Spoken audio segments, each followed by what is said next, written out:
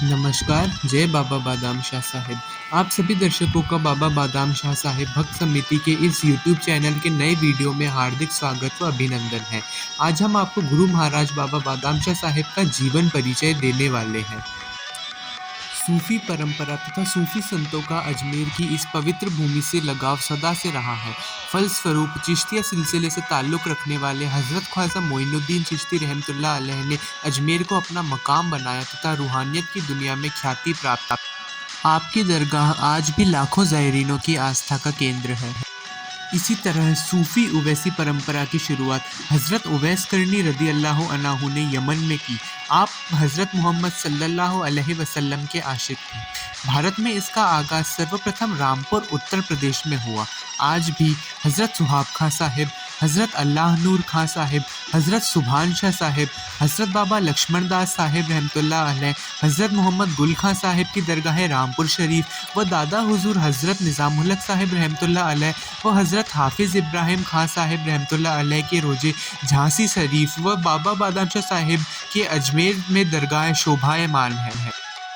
बाबा बादाम शाह साहिब, जिन्हें उनके शिष्य बाबा हुजूर या बाबा साहिब भी कहते हैं, का जन्म सन 1880 के करीब उत्तर प्रदेश के मैनपुरी के गालब गांव में हुआ। आपके पिता का नाम शेख नज्जू शाह व माता का नाम मुसम्मात बर्फो था। आपके एक बड़े भाई व 2 बड़ी बहनें थीं। आपका परिवार साधारण था। आपने ज़ाहिरी तौर पर कोई शिक्षा नहीं ली, परंतु बचपन में आपका सारा दिन खेल कूद व कुश्ती लड़ने में बीतता था। 8-9 साल की उम्र में आप एक दवाखाने में नौकरी पे जाने लगे। बचपन से ही आप में ईश्वर प्राप्ति का जुनून सवार रहता और गांव में जब भी कोई संत का आगमन होता तो आप उनके दर्शन करने अवश्य जाते। 15 वर्ष के होने पर आपकी शादी करा दी गई। तत्पश्चात जवान होते ही आपने सेना में नौकरी ग्रहण कर ली। सेना में रंगून पोस्टिंग के दौरान आप तंत्र विद्या के भी महारथी हो गए थे, परंतु आपको यह एहसास हुआ कि तंत्र मार्ग भौतिक सुख प्रदान कर सकता है, परंतु आध्यात्मिक शांति हेतु मंत्र विद्या अति आवश्यक है। इसलिए तंत्र विद्या से आपका मोह भंग हो गया। कुछ ही समय बाद आपने सेना से त्यागपत्र दे दिया और सच्चे गुरु की तलाश करने लगे। गांव वापस आने के बाद आपकी छोटी बहन ने एक संत बाबा प्रेमदास जी के बारे में बताया तथा उनके चमत्कारों से आपको वाकिफ कराया कि कैसे उन्होंने उनकी बेटी के टाइफाइड को दूर किया। यह वाक्य सुनते ही बाबा साहेब बाबा प्रेमदास जी के पास पहुंच गए और अपना नाम व उद्देश्य बताया। बाबा प्रेमदास जी बोले, फकीरी और गृहस्थी का साथ नहीं रहता। फलस्वरूप आपने बीवी को तलाक दे दिया। भाइयों के लाख समझाने के बावजूद बाबा प्रेमदास जी के साथ चल दिया। दोनों महानुभाव गंगा किनारे भ्रमण करते रहते। बाबा साहेब ने बाबा प्रेमदास जी को कई बार स्वयं को शिष्य स्वीकारने को कहा, परंतु वे सदा इसे टालते रहते। 8 वर्ष बीत जाने पर बाबा प्रेमदास जी बाबा बादाम शाह साहेब से बोले कि वो उनके गुरु नहीं है। उनके गुरु बहुत ही सिद्ध व रूहानी संत हैं जो वर्तमान में रंगून में विराजमान है। अब बाबा प्रेमदास जी ने उन्हें अजमेर जाने को कहा और वहीं उनकी भेंट बाद में उनके गुरु दादा हुजूर निज़ामुल हक साहिब से हुई।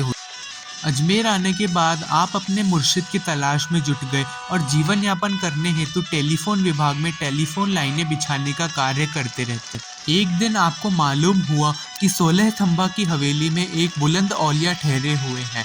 वहां आपने पहुंचकर देखा कि 6 फुट कद वाला सफ़ेद चूड़ीदार पायजामा, बोस्की का कुर्ता तथा गोल टोपी पहने, क्लीन शेव, हाथ में हुक्का, गोरे रंग अंदाज से जमींदार लग रहे थे, आसन पर ज़ायरीनों के मध्य बैठे हैं। ख्याल आया कि मैं कहीं गलत जगह तो नहीं आ गया, परंतु फिर भी वहीं बैठ गए। बाबा जो कुछ कहते वे महापुरुष उसे अपनी वाणी से कह डालते।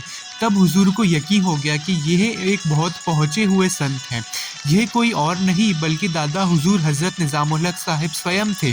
देर रात सबके रवाना होने के बाद आप उनके पास गए और अपने मन की बात कह डाली। दादा हुजूर ने तब आपको सुबह 5 बजे बुलाया। दादा साहेब ने सुबह आपको सभी को चाय पिलाने का हुक्म दिया। आप सरकार के हुक्म को मानते हुए सभी भक्तों को चाय पिलाते रहे। दूसरे दिन हुजूर ने आपसे पूछा कि क्या उन्होंने खुद चाय पी। तब बाबा साहेब ने मना किया और बोले कि आप सरकार ने चाय पिलाने को कहा था, पीने को नहीं।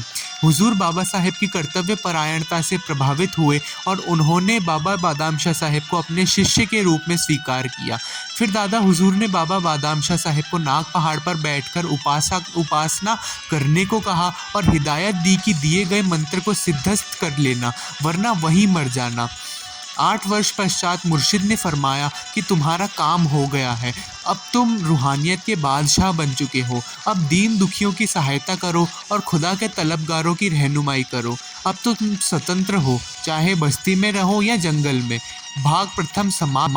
अगले भाग में हम हुजूर के ग्राम शाही में आगमन, आस्ताना शरीफ का निर्माण, हुजूर के विसाल व कुछ चमत्कारों पर प्रकाश डालेंगे। अतः हमारे साथ जुड़े रहिए। धन्यवाद। जय बाबा बादाम शाह साहेब।